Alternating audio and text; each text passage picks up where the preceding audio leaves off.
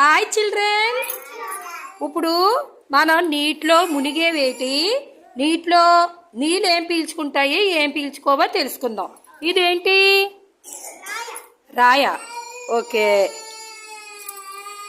ఇదేంటి? చెక్క బొమ్మ. ఇదేంటి?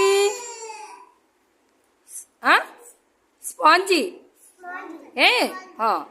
తులసిలరా రాయి నీటిలో ఎయ్యి.